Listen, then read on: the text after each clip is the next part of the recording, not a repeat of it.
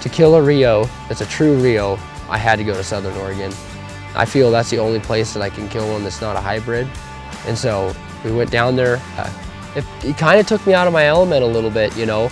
I'm used to hunting these, and especially for Oregon, I'm used to hunting birds in the mountains, like in Washington and Eastern Oregon. I'm used to hunting them, run, get on them, but we're stuck on these smaller plots of land that really confine you, you know. You just gotta set up and hope for the best. If birds can see you, it's not like I'm getting a tom to gobble a mile away in a canyon, you know. So getting outside, getting to see stuff like this, getting to see swamps of Florida, getting to see hardwoods of Tennessee, the mountains of Eastern Oregon, man, you can't beat that.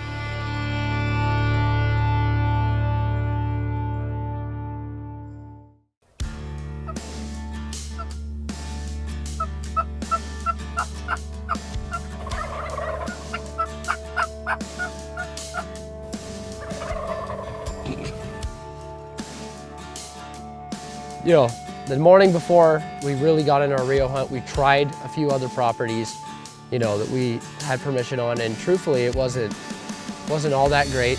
Birds weren't responding, but honestly, it wasn't the best setup. Well, not all plans exactly play out the way you want them to, even if the birds haven't been hunted, even everything.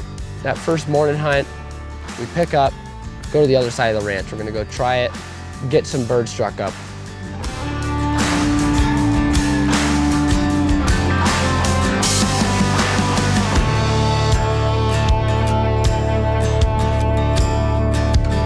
No later do we get set up. We keep calling. We got the hen riled up. And then about that time, here he comes up. There's my Rio, here he comes. Kind of weirded out, you know, staying outside the decoys. Something's not right. I pick up my gun, it gets caught on the blind. The bird starts to fly.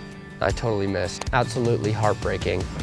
But that being said, we don't quit.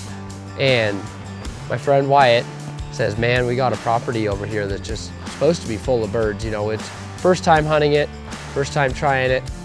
I wanted to be right in the middle of their strut zone.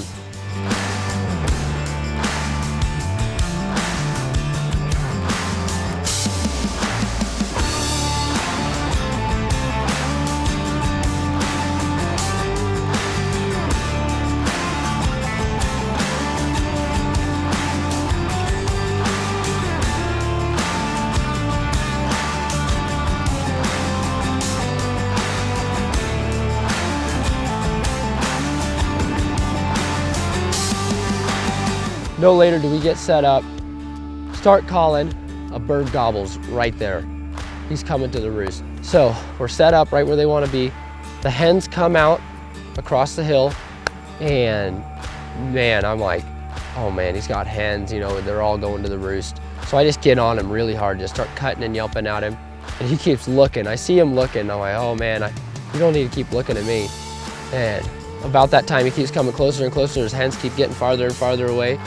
About that time, he was committed, and he just, like a bowling ball, started coming down the hill, getting faster and faster and faster, came running in the decoys. And after everything that happened that day, I didn't give him but a few seconds, and I shot him.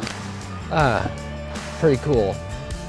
And I'll tell you what, it was pretty amazing, you know. It made it a lot cooler that we didn't just pull in there and kill a bird right off the bat. You know, we worked for him, man. We had, one morning we had coyotes come run through our decoys. You know, we had all sorts of stuff going on that made it, you know, a hunt.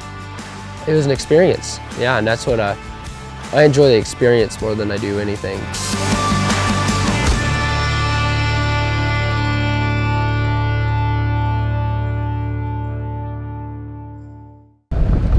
One more step closer for man. 3 more steps closer to a turkey slam.